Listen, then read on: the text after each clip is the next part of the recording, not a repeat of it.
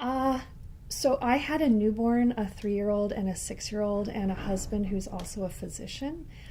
So I recognized that what was happening wasn't right, but I also recognized that I was extraordinarily sleep deprived and stressed out. And so I decided that I would go back to work. I was given the opportunity to either have my office space on a rolling cart that I would just bring to whatever physician's room wasn't being used that day, or I could work out of a bathroom. And so when I returned to work, the bathroom had not been renovated and actually was still actively being used as a patient restroom. I I was bewildered, I was confused, and I was really, really angry. um, but I loved my patients and I loved the staff at the practice. And at that time, that was really important to me. And I felt like I owed my patients a great deal. They were a part of my extended family at that point. So I carried on. I'm not sure I would do a whole lot differently. I was really under a lot of pressure at the time, and I knew I could not make a rational decision. So I'm actually very glad that I did not decide to just walk away.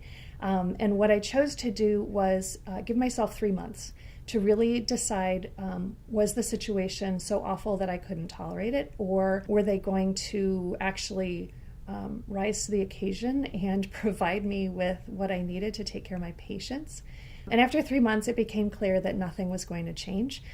So then I could quietly interview for other jobs and find a position that suited both me and my patients well.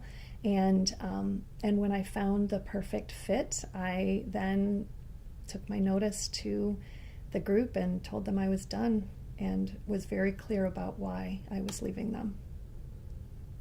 I think I was very fortunate because I have a very supportive family. I have a tremendously supportive friend group, and I was able to sort of tell my tale and get feedback on whether I was just exhausted and overwhelmed and, maybe this was a me problem versus what it clearly was.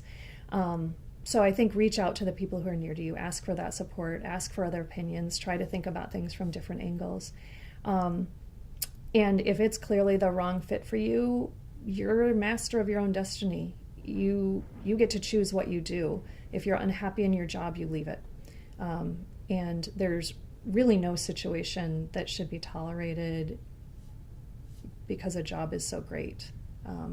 The other thing I think I would say is that I would document really clearly. There were a lot of things, obviously, that led up to that happening. That I thought nothing of because I was the only woman in the practice. And in retrospect, I think it would have been helpful for me to have documented it, not so much from a legal standpoint, frankly, but just from a personal standpoint to be able to sort of validate that, these are microaggressions. This is happening to me, and it really, I shouldn't be tolerating it. I can do better than this, and I deserve better than this.